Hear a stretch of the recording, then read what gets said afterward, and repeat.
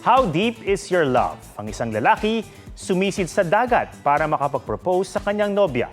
Pero ang romantic sanang wedding proposal naging kwela dahil sa aberya. Pusuan na yan sa report ni Oscar Oida.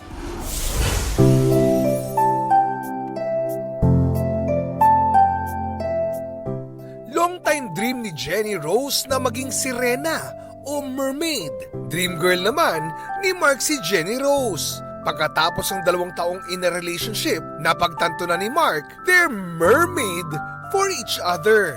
Naganap ang proposal habang nagda-dive sa Mabini, Batangas. Underwater para inspired sa mermaid dreams ni Jenny Rose. Sa sobrang tuwa, mabilis na napa-I do si Jenny Rose at nakalunok ng tubig. Sa excitement naman ni Mark na isuot ang singsing kay Jenny Rose, nahulog niya ang engagement ring.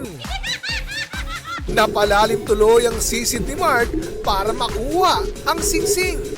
Tatawa ko sa kanya. Nag-yes na ako. Tapos syempre, kinailangan niyang habulin kagad. And then, ako naman, medyo kinakapos na rin ako sa paghinga. Dumiretso, akyat na ako. Worth it naman dahil sa kanilang prenup video, natupad ni Jenny Rose ang kanyang dream na maging mermaid, kasama ang kanyang prince. Natupad naman ni Mark ang kanyang dream na mapakasalan si Jenny Rose nitong Sabado. Oscar Oida, nagbabalita para sa GMA Integrated News. Sa latest bulletin ng Pag-asa, huling namataan ng Pag-asa ang ngayon ang bagyong Nika, 80 kilometers west of Sinait, Ilocos Sur. May lakas yan ng hangin mula sa gitna na 110 kilometers per hour at buksong aabot sa 150 kilometers per hour. Patuloy nitong napanatili ang lakas habang kumikilos sa West Philippine Sea. Nakataas ang signal number 2 sa Ilocos Norte, Ilocos Sur at Abra.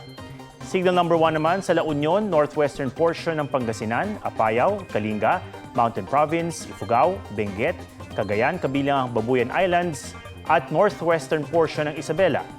Sa forecast track ng Pag-asa, posible lang lumabas ng Philippine Area of Responsibility ang bagyong Nika bukas ng umaga. Pero bukas rin posibleng pumasok ang isa pang bagyo na tatawaging bagyong Ophel.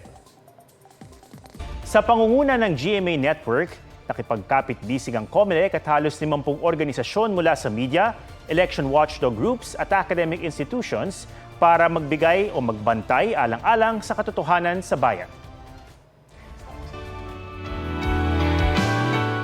Para sa GMA Network Incorporated, lumagda si GMA Network President and CEO Gilberto R. Duavit Jr., Executive Vice President and Chief Financial Officer Felipe S. Yalong, Senior Vice President and Head GMA Integrated News, Regional TV and Synergy, Oliver Victor B. Amoroso, First Vice President for Public Affairs Ianesa S. Valdelion, First Vice President Radio Operations Group Glenn F. Aliona, President and Chief Operating Officer GMA New Media Incorporated Dennis Augusto L. Kaharian, First Vice President GMA International Joseph Jerome T. Francia, katuwang din ng GMA Foundation. Kinatawa naman ng Commission on Elections o COMELEC si Chairman George Erwin Garcia. Kapartner din sa pagtutok ang mga respetadong media group at academic institution, pati ang iba't ibang kolehiyo at universidad sa Luzon, Visayas at Mindanao. Kasama ring magbabantay ang Philippine Bar Association, Chamber of Commerce of the Philippine Islands at React Philippines. Sumusuporta rin ang YouTube.